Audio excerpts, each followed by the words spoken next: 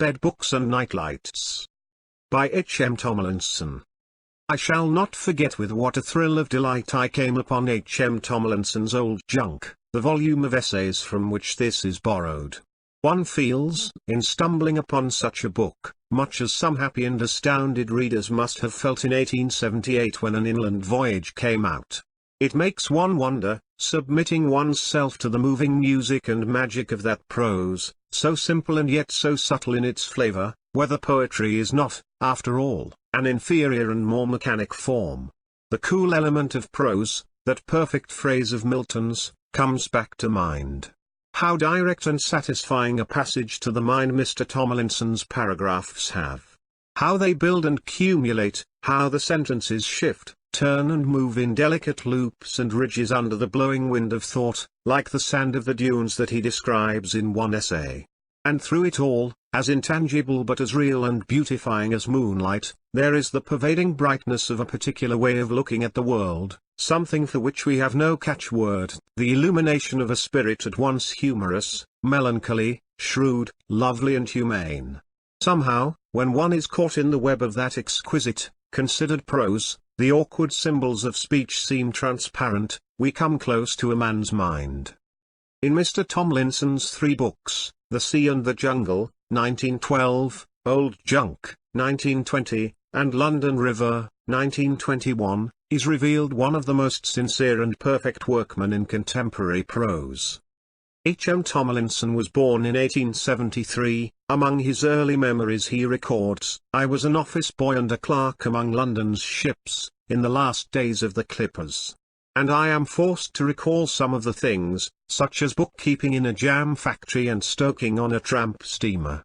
He joined the staff of the London Morning Leader in 1904, which was later merged with the Daily News, and to this journal he was attached for several years. During the war he was a correspondent in France. At the danger of incurring his anger, should he see this, I quote Mr. S.K. Ratcliffe on this phase of his work, one who was the friend of all, a sweet and fine spirit moving untouched amid the ruin and terror, expressing itself everywhere with perfect simplicity, and at times with a shattering candor. In 1917 he became associate editor of the London Nation, where, if you are interested, you may find his initials almost weekly. The rain flashed across the midnight window with a myriad feet. There was a groan in outer darkness, the voice of all nameless dreads. The nervous candle flame shuddered by my bedside. The groaning rose to a shriek, and the little flame jumped in a panic, and nearly left its white column. Out of the corners of the room swarmed the released shadows. Black spectres danced in ecstasy over my bed. I love fresh air, but I cannot allow it to slay the shining and delicate body of my little friend the candle flame, the comrade who ventures with me into the solitudes beyond midnight. I shut the window. They talk of the candle power of an electric bulb. What do they mean? It cannot have the faintest glimmer of the real power of my candle. It would be as right to express, in the same inverted and foolish comparison, the worth of those delicate sisters, the Pleiades. That pinch of stardust, the Pleiades, exquisitely remote in deepest night, in the profound where light all but fails, has not the power of a sulphur match, yet, still apprehensive to the mind though tremulous on the limit of vision, and sometimes even vanishing, it brings into distinction those distant and difficult hints, hidden far behind all our verified thoughts, which we rarely properly view. I should like to know of any great arc lamp which could do that. So the star-like candle for me. No other light follows so intimately an author's most ghostly suggestion. We sit, the candle and I, in the midst of the shades we are conquering, and sometimes look up from the loosened page to contemplate the dark hosts of the enemy with a smile before they overwhelm us, as they will, of course. Like me, the candle is mortal, it will burn out. As the bed book itself should be a sort of nightlight, to assist its illumination, coarse lamps are useless. They would douse the book. The light for such a book must accord with it. It must be, like the book, a limited, personal, mellow, and companionable glow, the solitary taper beside the only worshipper in a sanctuary. That is why nothing can compare with the intimacy of candlelight for a bed book. It is a living heart, bright and warm in central night, burning for us alone, holding the gaunt and towering shadows at bay. There the monstrous spectres stand in our midnight room, the advance guard of the darkness of the world, held off by our valiant little glim, but ready to flood instantly and founder us in original gloom. The wind moans without, ancient evils are at large and wandering in torment. The rain shrieks across the window. For a moment, for just a moment, the sentinel candle is shaken, and burns blue with terror. The shadows leap out instantly. The little flame recovers, and merely looks at its foe the darkness, and back to its own place goes the old enemy of light and man. The candle for me, tiny, mortal, warm, and brave, a golden lily on a silver stem. Almost any book does for a bed book, a woman once said to me. I nearly replied in a hurry that almost any woman would do for a wife, but that is not the way to bring people to conviction of sin. Her idea was that the bed book is soporific, and for that reason she even advocated the reading of political speeches. That would be a dissolute act. Certainly you would go to sleep, but in what a frame of mind. You would enter into sleep with your eyes shut. It would be like dying, not only unshriven, but in the act of guilt. What book shall it shine upon? Think of Plato, or Dante, or Tolstoy, or a blue book for such an occasion. I cannot. They will not do, they are no good to me. I am not writing about you. I know those men I have named are transcendent, the greater lights. But I am bound to confess at times they bore me. Though their feet are clay and on earth, just as ours, their stellar brows are sometimes dim in remote clouds. For my part, they are too big for bedfellows. I cannot see myself, carrying my feeble and restricted glim, following, in pyjamas, the statuesque figure of the Florentine where it stalks, aloof in its garb of austere pity, the sonorous steeps of Hades. Hades. Not for me, not after midnight. Let those go who like it.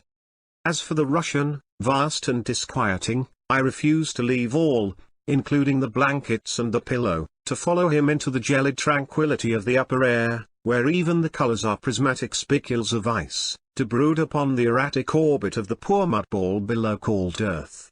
I know it is my world also, but I cannot help that. It is too late, after a busy day, and at that hour, to begin overtime on fashioning a new and better planet out of cosmic dust. By breakfast time, nothing useful would have been accomplished. We should all be where we were the night before. The job is far too long, once the pillow is nicely set. For the truth is, there are times when we are too weary to remain attentive and thankful under the improving eye, kindly but severe, of the seers. There are times when we do not wish to be any better than we are. We do not wish to be elevated and improved. At midnight, away with such books. As for the literary pundits, the high priests of the temple of letters, it is interesting and helpful occasionally for an acolyte to swinge them a good hard one with an incense burner, and cut and run, for a change, to something outside the rubrics. Midnight is the time when one can recall, with ribald delight, the names of all the great works which every gentleman ought to have read, but which some of us have not. For there is almost as much clotted nonsense written about literature as there is about theology. There are few books which go with midnight, solitude, and a candle. It is much easier to say what does not please us then than what is exactly right. The book must be, anyhow, something benedictory by a sinning fellow man. Cleverness would be repellent at such an hour. Cleverness, anyhow, is the level of mediocrity today. We are all too infernally clever. The first witty and perverse paradox blows out the candle. Only the sick in mind crave cleverness as a morbid body turns to drink. The late candle throws its beams a great distance, and its rays make transparent much that seemed massy and important. The mind at rest beside that light, when the house is asleep, and the consequential affairs of the urgent world have diminished to their right proportions because we see them distantly from another and a more tranquil place in the heavens where duty, honor, witty arguments, controversial logic on great questions, appear such as will leave hardly a trace of fossil in the indurated mud which presently will cover them, the mind then certainly smiles at cleverness. For though at that hour the body may be dog-tired, the mind is white and lucid, like that of a man from whom a fever has abated. It is bare of illusions. It has a sharp focus, small and star-like, as a clear and lonely flame left burning by the altar of a shrine from which all have gone but one. A book which approaches that light in the privacy of that place must come, as it were, with honest and open pages. I like Heine then, though. His mockery of the grave and great, in those sentences which are as brave as pennants in a breeze, is comfortable and sedative. One's own secret and awkward convictions, never expressed because not lawful and because it is hard to get words to bear them lightly, seem then to be heard aloud in the mild, easy, and confident diction of an immortal whose voice has the blitheness of one who has watched, amused and irreverent, the high gods in eager and secret debate on the best way to keep the guilt and trappings on the body of the evil they have created. That first-rate explorer, Gulliver, is also fine in the light of the intimate candle. Have you read lately again his voyage to the Houyhnhnms? Try it alone again in quiet. Swift knew all about our contemporary troubles. He has got it all down. Why was he called a misanthrope? Reading that last voyage of Gulliver in the select intimacy of midnight, I am forced to wonder, not at Swift's hatred of mankind, not at his satire of his fellows, not at the strange and terrible nature of this genius who thought that much of us, but how it is that after such a wise and sorrowful revealing of the things we insist on doing, and our reasons for doing them, and what happens after we have done them, men do not change. It does seem impossible that society could remain unaltered, after the surprise its appearance should have caused it as it saw its face in that ruthless mirror. We point instead to the fact that Swift lost his mind in the end. Well, that is not a matter for surprise. Such books, and France's Isle of Penguins, are not disturbing as bed books. They resolve one's agitated and outraged soul, relieving it with some free expression for the accusing and questioning thoughts engendered by the day's affairs. But they do not rest immediately to hand in the bookshelf by the bed. They depend on the kind of day one has had. Sterne is closer. One would rather be transported as far as possible from all the disturbances of earth's envelope of clouds, and Tristram Shandy is sure to be found in the sun. But best of all books for midnight are travel books. Once I was lost every night for months with Doughty in the Arabia Deserta. He is a craggy author. A long course of the ordinary facile stuff, such as one gets in the press every day, thinking it is English, sends one thoughtless and headlong among the bitter herbs and stark boulders of Doughty's burning and spacious expanse, only to get bewildered, and the shins broken, and a great fatigue at first, in a strange land of fierce sun, hunger, glittering spar, ancient Platonic rock, and very Adam himself.